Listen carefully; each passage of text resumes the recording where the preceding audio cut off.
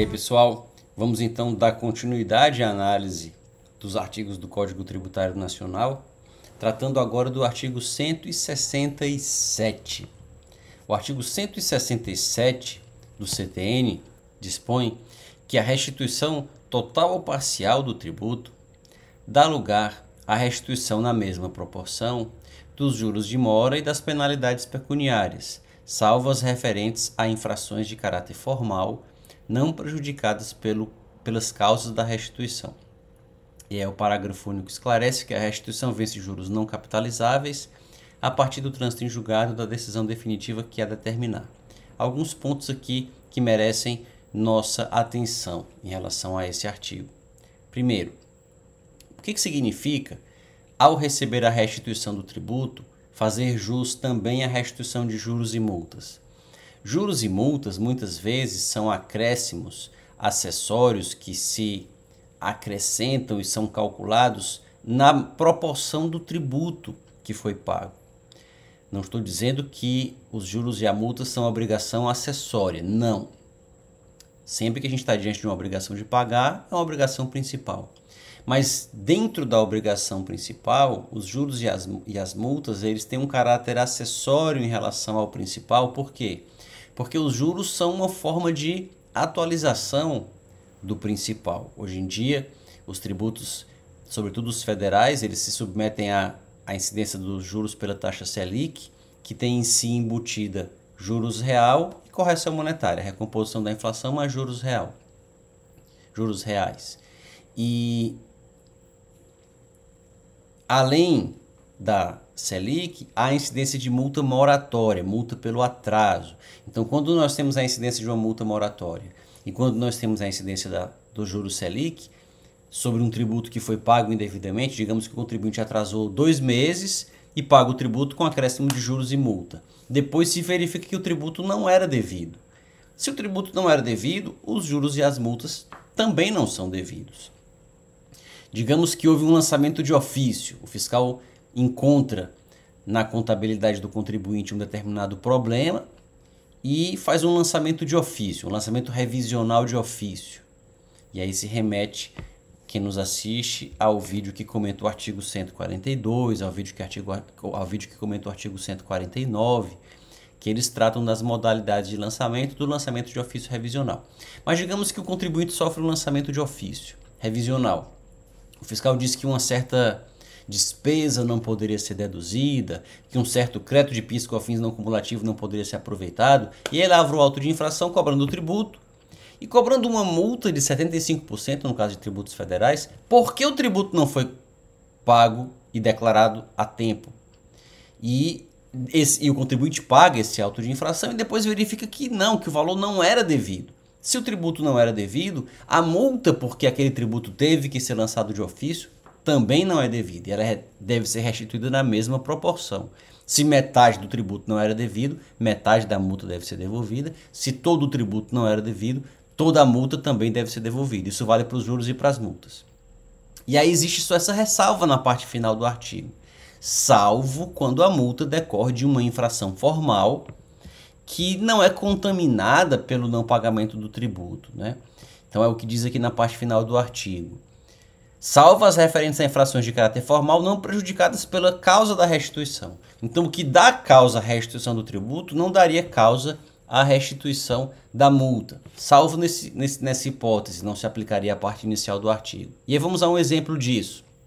Digamos que a multa não foi aplicada apenas porque o contribuinte atrasou. Digamos que o contribuinte atrasou o pagamento e aí foi cobrada a multa de mora e ele pagou o tributo com a multa de mora e era indevido o pagamento, deve ser restituído o tributo e a multa.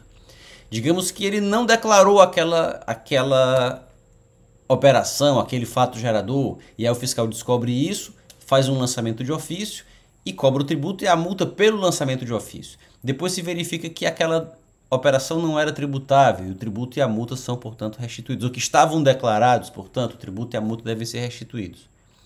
Mas pode acontecer de, por exemplo, o fiscal aplica uma multa porque não foi emitida uma nota fiscal quando da prática de uma operação. E a operação deveria ter sido objeto de emissão de nota fiscal. Então ele cobra uma multa pelo descumprimento da obrigação acessória. E cobra também uma multa pelo descumprimento da obrigação principal. Cobra o tributo que o contribuinte não teria pago. E o contribuinte paga o tributo e a multa. E depois o contribuinte verifica que a operação era isenta. Então ele diz, olha, o tributo não era para eu ter pago. E aí ele tem direito à restituição daquele tributo. Mas a multa pela não emissão da nota fiscal, ela não é prejudicada ou contaminada pelo fato de a operação ser isenta. Mesmo isenta, o tributo deveria ter sido declarado. A operação deveria ter sido declarada. Então, a causa da restituição que torna indevido o tributo pode, neste caso, a causa não faz indevida também a multa. Geralmente, se a causa pela qual o tributo era indevido também tornar indevida a multa, porque a multa era decorrente do mero atraso daquele tributo, os dois devem ser devolvidos.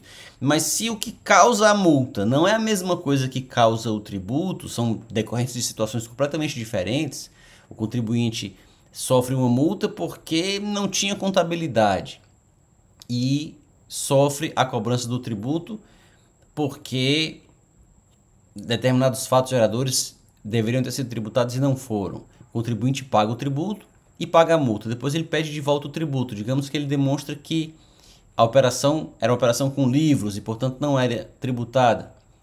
Ele pode receber a restituição do tributo devido, do IPI, por exemplo, se era o caso, ou do ICMS, mas não da multa, porque a infração que deu origem à multa continua presente, porque mesmo imune, ele deveria ter submetido aquela operação a registro devido. Então é isso que explica aí a parte final do parágrafo do caput do artigo 167. E o parágrafo? O parágrafo tem outra disposição que merece a nossa atenção. Ele estabelece que a restituição rende juros, ou seja, o fisco, além de devolver tudo que o contribuinte pagou, o tributo, a multa e os juros que o contribuinte pagou, isso deve ser devolvido com acréscimo de juros. Então, se o contribuinte pagou 1.000 a título de tributo, multa e juros, tudo junto. Esses 1.000 serão devolvidos, mas devidamente acrescidos de juros também. E aí o Supremo Tribunal Federal proferiu uma decisão na ADI que vai aparecer aqui no vídeo, que é a ADI que declarou inconstitucional disposições da emenda 62, que tratava do pagamento de precatórios. E o Supremo Tribunal Federal, ao declarar inconstitucional artigos da emenda 62, ele declarou por arrastamento esse parágrafo único do artigo 67. Por quê? Porque o STF tem um entendimento que ele firmou no julgamento dessa ADI, segundo o qual, por igualdade, por imposição do princípio da igualdade, o fisco deve aplicar aos pedidos de restituição de tributos que lhes são pagos indevidamente os mesmos critérios de atualização que ele aplica para a correção, para a atualização dos créditos que ele tem para receber em atraso do contribuinte. Dizendo de outro jeito, se eu atraso o meu imposto de renda, a partir do vencimento incide Selic. Então, se eu pago indevidamente o meu imposto de renda, a partir do pagamento indevido, a partir de quando o pagamento se mostrou indevido, também deve incidir a mesma correção, que é a incidência dos juros pela taxa Selic, pelo percentual da Selic. Então não é possível o Estado aplicar um critério de correção quando é ele o credor. O Estado tem um tributo para receber do contribuinte que atrasou o pagamento do tributo. Ele corrige de um jeito muito mais benéfico para ele, Estado. E quando é ele, Estado, que tem que pagar ao contribuinte uma quantia que ele deve e não pagou ainda, aí ele aplica um outro critério de correção mais generoso para ele, Estado. Então, quando é o contribuinte que tem para receber, a atualização é por um critério baixo. Quando é o Estado que tem para receber do contribuinte, aí o critério de atualização é alto. O Supremo disse, isso é inconstitucional. O critério tem que ser o mesmo. O mesmo critério que vale para um, vale para outro. Para o que bate em Chico, bate em Francisco. Se o fisco deve ao contribuinte, atualiza de um jeito. Se é o contribuinte que deve ao fisco, atualiza do mesmo jeito.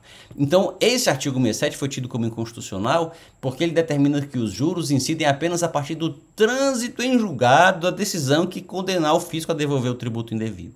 E, na verdade, não pode ser assim. Se o tributo, quando é pago em atraso, os juros já começam a incidir a partir do vencimento, quando ele vai ser recebido de volta, os juros também tem que incidir a partir da data do pagamento indevido, a partir de quando se fez nascer aquele crédito, que é o que acontece quando há o pagamento indevido. Não só da sentença que reconhece isso no processo judicial depois de muitos anos.